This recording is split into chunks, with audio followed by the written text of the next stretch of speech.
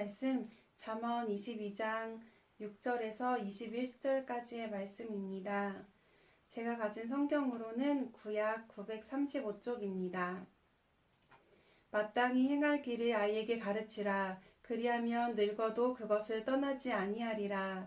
부자는 가난한 자를 주관하고 빚진 자는 체주의 종이 되느니라.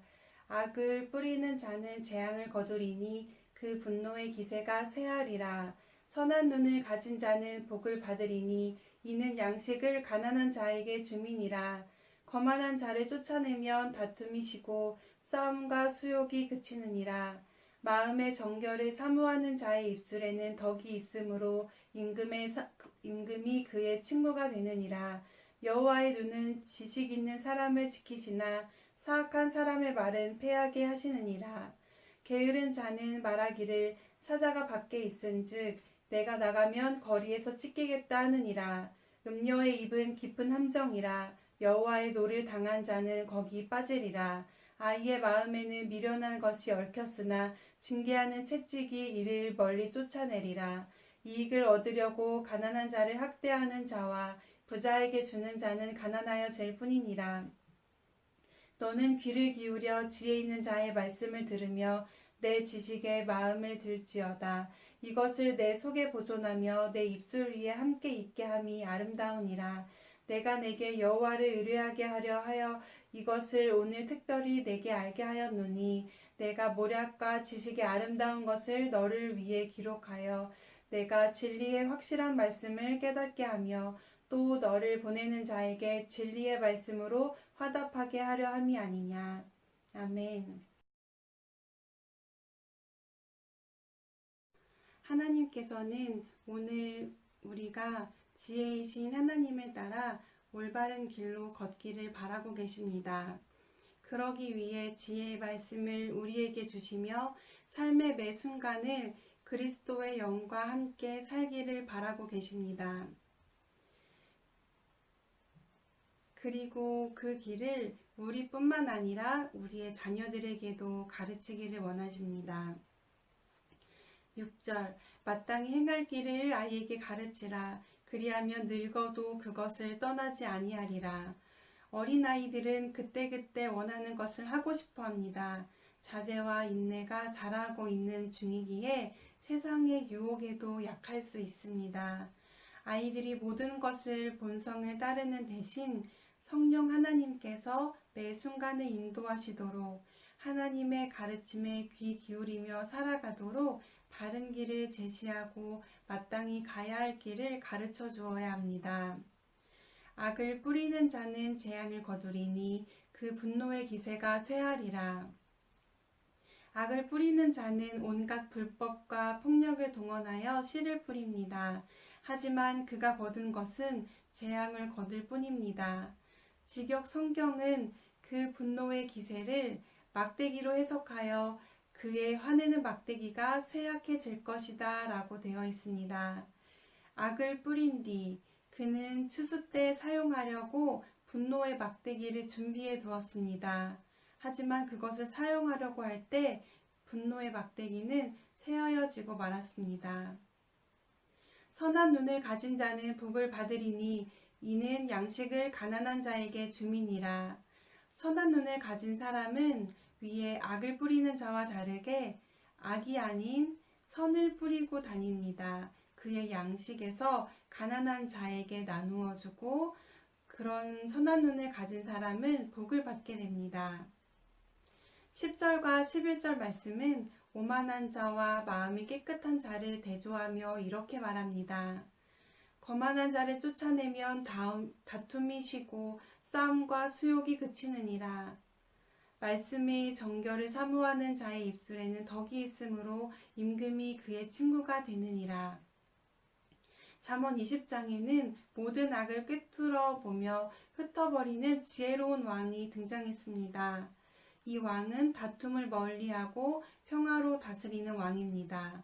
그런 왕에게 오만하게 행하며 분열을 일으키는 사람이 가까이 와서 왕과 가까워지려는 사람이 있었습니다. 하지만 이 사람은 내어 쫓김을 받게 되고 싸움과 다툼이 멈추게 됩니다. 왕의 곁에는 마음이 정결하여 그 입술에 덕이 있는 사람도 있습니다. 마음이 깨끗하며 마음에서 우러나는 지혜의 말을 하는 사람, 진실을 말하는 이 사람을 왕은 가장 가까운 친구로 삼습니다. 여호와의 눈은 지식 있는 사람을 지키시나 사악한 사람의 말은 패하게 하시느니라. 하나님의 눈은 항상 하나님의 지혜와 지식이 있는 자를 지켜주시지만 사악한 자의 말은 뒤엎으십니다. 왜냐하면 사악한 사람은 주님의 진리와 지혜를 거부하며 자신의 힘과 오만함으로 욕심을 채우려 하기 때문입니다. 13절 게으른 자는 말하기를 사자가 밖에 있은즉 내가 나가면 거리에서 찢기겠다 하느니라. 게으른 사람은 늘 적대적으로 행동하기 때문에 다른 사람으로부터 생명이 위험하지는 않을까 하는 두려움이 있습니다. 그는 사자가 거리에 있어서 나갈 수 없다고 말합니다. 구약시대 팔레스타인 땅에는 사자가 많이 있기는 하지만 대부분 숲속에서 살며 사람이 있는 거리에는 나타나지 않았다고 합니다. 사람이 살고 있는 곳은 성벽이 높게 쌓여 있어서 사자가 들어올 수 없는데 이 게으른 사람은 사자가 그 성벽 안으로 넘어 들어와 자신이 찢길 것이라고 말합니다. 그래서 밖으로 나갈 수 없다고 합니다. 안전한 성벽 안에 있으면서 그것을 인식하지 못한 채 안전하다고 느끼지 못하는 두려움에 갇혀 있는 14절 음료의 입은 깊은 함정이라 여호와의 노를 당한 자는 거기 빠지리라. 깊은 함정과도 같은 어리석은 자의 생각의 소리에 빠진 사람은 하나님의 노를 당합니다. 15절 그의 마음에는 미련한 것이 얽혔으나 징계하는 채찍이 이를 멀리 쫓아내리라. 앞서 살펴본 8절에서 악한 자에게는 분노의 막대기가 있었습니다. 자신의 욕심을 거두기 위해 악한 자는 분노의 막대기가 필요했습니다. 15절에서는 아이들에게 필요한 것은 징계의 채찍, 직역성경에서는 이를 훈계의 막대기라고 했습니다. 아이에게는 우둔함이 그 아이의 마음에 얽혀있기 때문에 지혜롭게 생각하지 못하는 어린아이의 미련함을 떼어나기 위해 지혜로 가르치는 막대기가 필요합니다. 지혜의 훈계가 필요합니다. 16절 이익을 얻으려고 가난한 자를 학대하는 자와 부자에게 주는 자는 가난하여질 뿐이라. 16절은 물질을 잘못 사용한 자의 결말을 이야기하고 있습니다. 가난한 자를 학대하여 이익을 얻게 된 자가 가난한 자로부터 얻게 된 재물을 가지고 부자에게 가져가 더 큰 부자가 되려고 하지만 그의 결말은 더욱 가난하여지는 것입니다. 17절 너는 귀를 기울여 지혜 있는 자의 말씀을 들으며 내 지식에 마음을 둘지어다. 지혜자는 지혜의 말씀을 귀를 기울여 잘 듣고 그 말씀을 마음에 담아두라고 이야기합니다. 18절 말씀 이것을 내 속에 보존하며 내 입술 위에 함께 있게 함이 아름다우니라. 지혜의 말씀을 들은 것을 쉽게 잊혀지지 않도록 신중하게 받아들이고 마음에 깊이 간직한 채 그것으로 끝마치는 것이 아니라 아름다운 말로 드러나야 한다고 말하고 있습니다.